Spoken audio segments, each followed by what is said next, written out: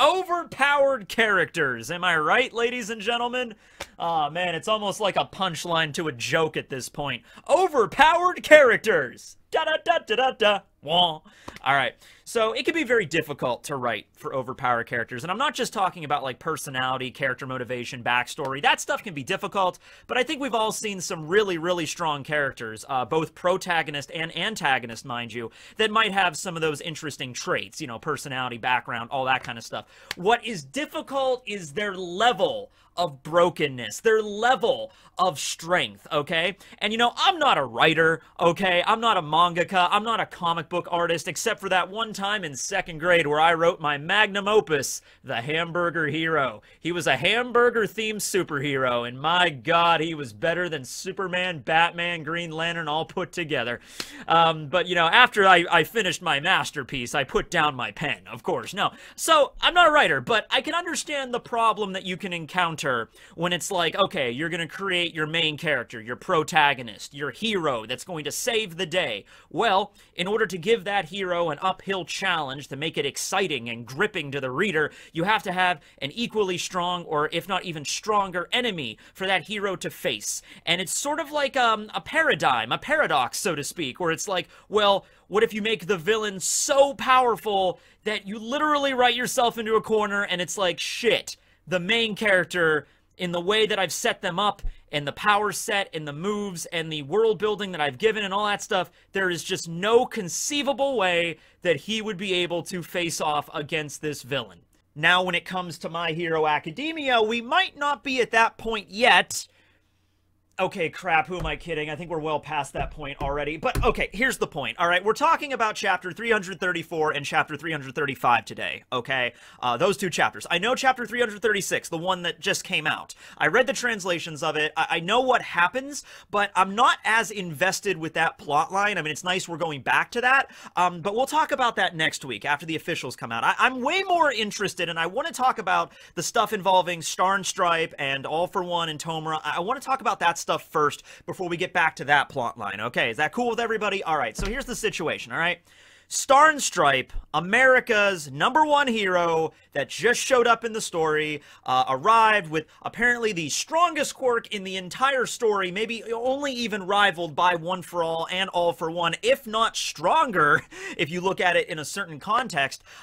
She died. Yeah, she straight up died. She's not coming back, okay? And so her last act was to endow New Order with an order to rebel against all the quirks that were inside of Tomura, inside of All for One. And so her quirk, New Order, goes on a rampage, slaughtering and ripping apart a bunch of quirks inside of Tomura. We do not know how many quirks. We don't even know how many quirks were in him to begin with, and we don't know how many were destroyed by New Order, but we know a few things. Number one, it was a boatload of them, and number two, New Order was destroyed in this process, okay? So just the strain of having New Order rip apart, like that really cool scene where, you know, Star and Stripe appears as like a kaiju inside of All for One, just ripping asunder all of the quirks, you know, that could not continue on forever, and eventually New Order was destroyed, okay? So nobody gets New Order now, okay? So Star and Stripe is dead, All for One is not going to get it, so at least we don't have to worry about New Order falling in the hands of All for One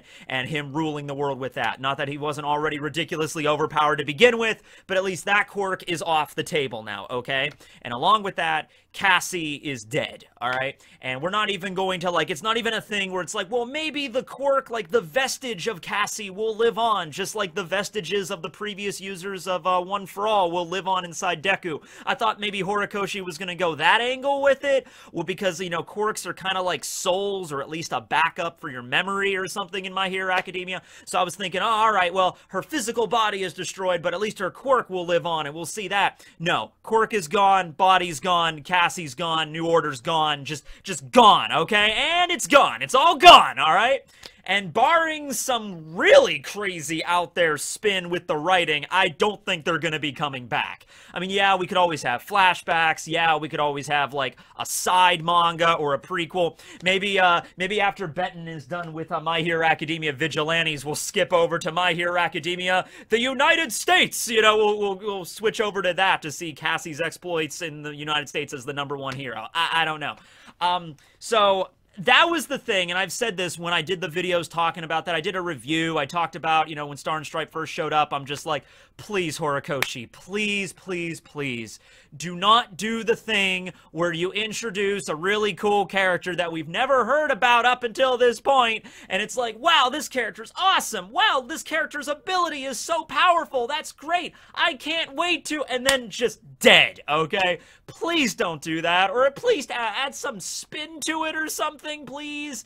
And, no, Horikoshi went ahead and pulled the trigger on that one, so, I'm not a fan, and you know what, I'm not going to do the thing where it's like, well, because of this one incident in the story, the writing from here on out is going to be complete crap, okay? Because I like Horikoshi as a writer, and I know I like him as a writer because I have genuinely enjoyed this story, alright? There have been moments in the story I wasn't fond of, and this is certainly one of them, if not the biggest flaw of the story that I have encountered upon reading it so far, for me, personally. Maybe you weren't as choked up about it. It wasn't even about the character, though. It was just about thematically how it went down, all right? And I'm not a fan of that, okay? I'm not a fan of, like, okay, here's a really cool character, and, yeah, I'm just introducing this character for one fight, and that'll be it. Not even just for the fact that we're not going to learn more about Cassie's, like, character, like, who she was, or how she operated as the #1 hero in the United States, you know, world heroes in general. Man, we cannot get world heroes in this story. My Hero Academia Movie 3 World Hero Mission had disappointingly few world heroes and their mission. And then here, in the manga, it's like, alright, well, at least we get the #1 hero from the United States, and it's like, yeah, for like 4 or 5 chapters, and that'll be it. And all the other world heroes, well, they're not being dispatched now, so, sorry. I mean, once again, I mean, I'll tell you one thing. I wasn't kind of kidding about the Vigilante sequel thing. I mean, there might very well be. There's a lot of opportunities for sequels and spin-offs and stuff for My Hero Academia, just the world building. I mean, we could do prequels with, like, Cassie, as I said. We could do other side stories with other heroes all over the world. I mean, there's fertile ground for that. I'm just saying it sucks in the main story how it works, okay? Because to me, and maybe you're viewing it differently, but to me, the way that I see this is Horikoshi kind of wrote himself into a corner with Tomura. Kind of wrote himself into a corner where it's like, okay, Tomura and All For One are now the same being. His body, even without any quirk, is modified to the point where he's like Hulk-level strength. And with his quirks, he has every single quirk that All For One has gathered in over his 100, maybe close to 200 years of existence on this planet. So, you know, dozens, hundreds, you know, maybe not thousands, but hundreds certainly of quirks stored inside of him, all ready to go, plus his DK quirk, which was already super overpowered to begin with. And then all that stuff added up, it really feels like Horikoshi was like, all right, I gotta nerf him. I gotta nerf him. I gotta figure out some way to nerf him, or else this is it. There's just no practical way. And I said that when I did the video a couple weeks ago. It was like the intercontinental cruise missile stratagem did not work to take this guy down.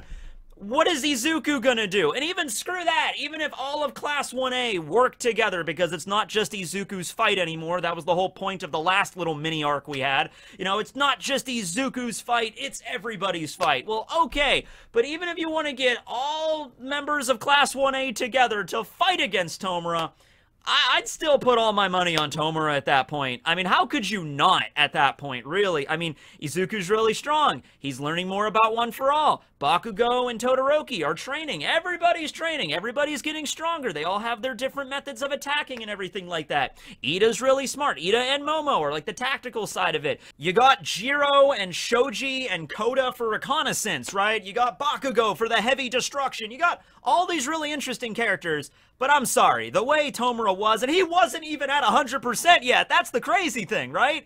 He was at like 97, 98% when he fought against Star, and that was the level of destruction he could wrought. And that was the level of stamina and his quick thinking and his reflexes where he was able to survive. Once again, I will reiterate this point, 10 intercontinental cruise missiles shoved down his throat, and he could walk away from that, all right? That is officially a problem, all right? And so Horikoshi nerfed him. I mean, there's really no other way of thinking about it. And the way that he chose to do it, is a way I have seen happen in other stories before, where it's like, okay, when you're gonna nerf a really powerful character, there's a few ways you can go about it, okay? One way is, well, the Bleach way, all right? And we're not even gonna get into that, but the ending of Bleach, which I think in the anime is gonna be a different kind of ending. I think Kubo is gonna alter some stuff with the way that went down.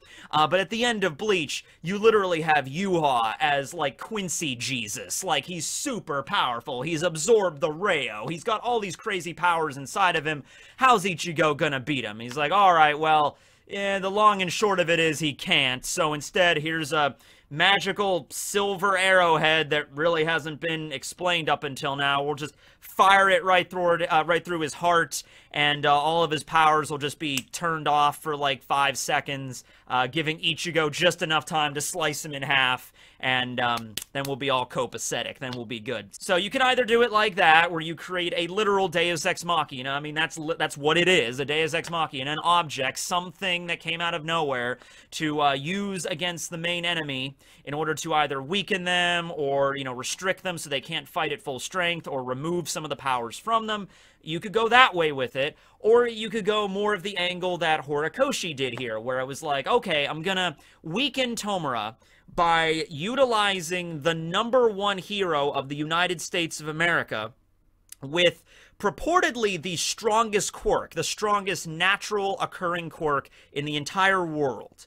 Okay, I'm gonna throw her at Tomura, and they're gonna have this big epic battle with lasers and missiles and everything like that, and she's gonna die, she's gonna lose, and her quirk's gonna be gone, but Tomura will be severely wounded, and he will be, you know, his quirks will be ripped asunder, so he won't have as much of a stockpile, and he'll be taken out of the story for a little bit, so Izuku and Bakugo and Todoroki and everybody have time to train, and so they get a little bit more time, a couple more months for them to work, and, you know, maybe eventually come up with some sort of counter plan against Tomura, alright? That seems to be the case. And that's the problem I have, whereas Star and Stripe was literally used as kind of a Deus Ex Machina. It wasn't as blatant as it was with the arrow in Bleach, where it was just I have this inanimate object that I'll just, okay, he's weakened, do it! You know, here is a character, and she was a very interesting character, but that's my problem at the end of the day. It really seemed to just boil down to that. Like, oh man, Tomura is so strong. Is there anybody in the world of My Hero Academia that could even weaken him a little bit? Oh, I know, the #1 hero from the United States, and so we'll just throw her and then everything will be good and evened out, sort of, kind of. And so that's a problem I have there.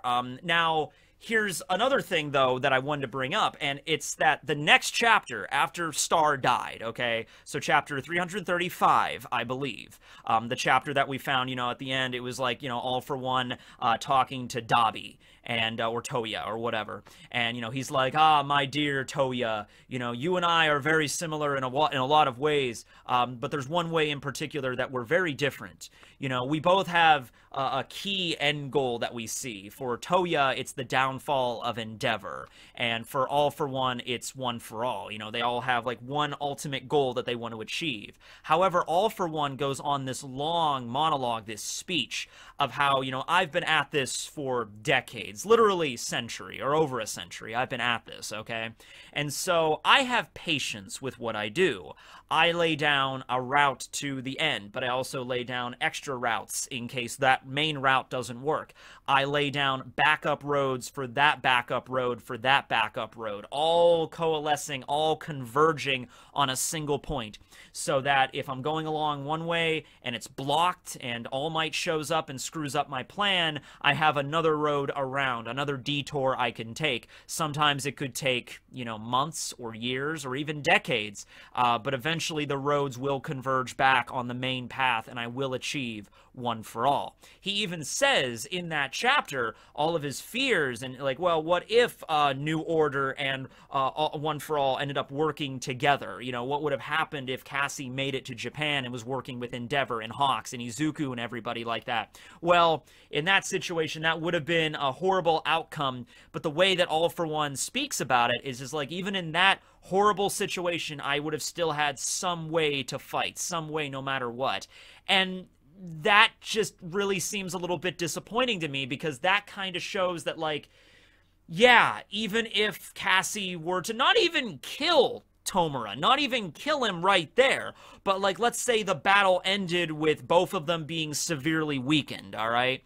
Where Cassie still has New Order and Tomura still has all of his quirks, but that battle ended with them both having to retreat for whatever reason, right? Like you could have Tomura's body not being fully developed yet, so it begins to break down, so he had to leave. Or, you know, go figure, you could have just had the intercontinental cruise missile punch wound him to the point where it's like, all right, screw this. I'm going to go back home. I'll try this again later. I think, honestly, that would have been something to work with, because we're not talking about just some insignificant firepower here. We're talking about missiles, 10 of them fired at once down his throat. I'm like, okay, that should be enough to finish him off to the point where he has to retreat back to his hidey hole, okay?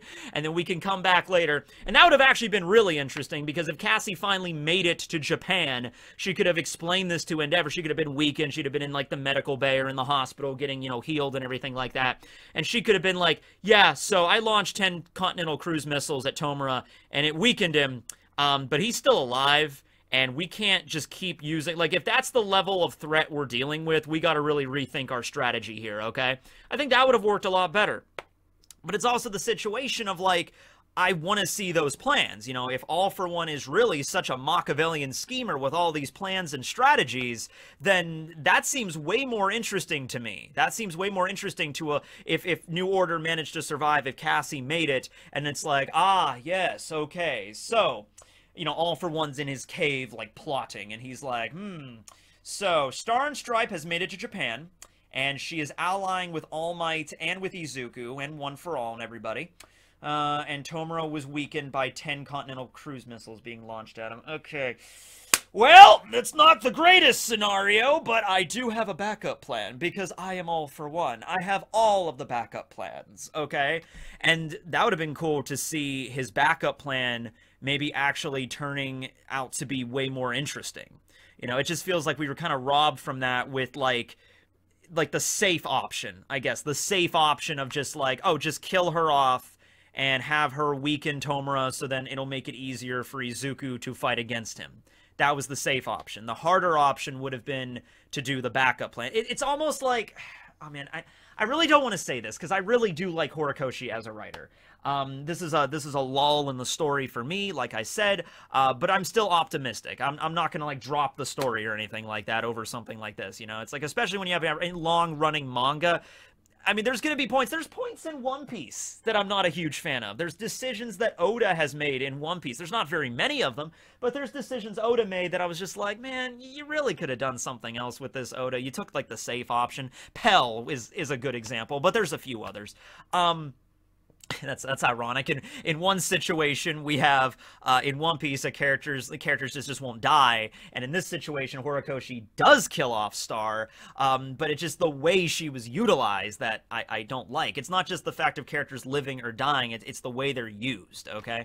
I just think it was just, like, wasted. Anyway, what I was gonna say was, it feels like Horikoshi is writing All For One as this brilliant schemer that has all these plans, but Horikoshi himself can't really think of the plans, you know what I mean? Like, cause it's like, All For One should be able to, even if Star and Stripe managed to prevail, hell, even if Star and Stripe rode up on her jet bombers and beat the shit out of Tomura and then, like, ripped all the quirks out of him and tossed him to the ground like a rag doll, and it's like, run back to your master or whatever, and then Tomura's like, ah, and then it's like, I'm sorry, All For One, and just like, ah, I see, so you fought against Star and Stripe, and you were pummeled to within an inch of your life, and you had all those quirks that I stockpiled for decades ripped and destroyed out of you. And on top of that, Cassie managed to survive. Okay, well, I still have a plan around this. I have some way that might make this work, right? It feels like that should be the thing that All For One would be capable of doing. And I don't think maybe Horikoshi actually thought that far ahead with that one particular thing here. So that's why he had this situation. Now, I could be completely wrong with this. I could be 100% wrong with this, because this is something that did just occur in the manga. I'm just giving you my first impressions of how I feel about this turn of events. There could be a situation where Horikoshi's writing prevails, and it's like, aha, you thought I used Star and Stripe as just a Deus Ex Machina, but how about this plot twist, and then this plot twist, and everything syncs up together, and it makes perfect reality, perfect sense in the story, and it's all part of All for One's plan, and it really does make sense. It's not just something I pulled out of my ass. It really does make sense. And it's like, you know what? I really, really, really hope that happens. That would be lovely if that happened, but from where we're at right now, that would be the ultimate subversion of everything, where Horikoshi's like, aha, you thought I was going to do this cliche Deus Ex Machina nerfing crap, but in reality, and I would love that. I would be on here being like, I'm so sorry, Horikoshi, you're the man. You know, I would love to do that, and I hope to do that probably next year, because we only have a few chapters left in 2021, but first impressions, these are mine. These are my first impressions. That's why the other plot where we're going back to the UA trader, you know, that, I mean, it's an interesting plot, but I'm just like, I'm way more interested in talking about this right now than that, and where that's going to go. And I'm going to leave it off right there, because many people, I mean, we know what happens next, but I'll hold off on that for next week with the next chapter when it comes out officially. So yeah, that's that. Nothing really more to say about it. Let me know what you feel about it below. If this is like the turning point for you, maybe in the story, where you genuinely might think like, this is it, maybe this is where it's going to go to crap, or if you're like me and you're optimistic, or if it's like, you know, oh, it wasn't as bad as you think, and let me know down below on how this could go. But yeah, thanks for watching, everybody. This will be Tekking and Barry signing out.